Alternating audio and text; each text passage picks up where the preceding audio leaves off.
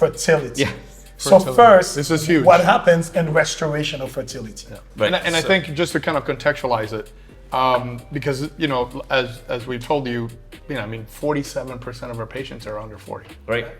And so you get a guy that, you know, is the victim of this new era of low T, right? That we're seeing so commonly. Right. And then he's considering getting on testosterone, but he either wants to have more children or hasn't had his first child, right? Right.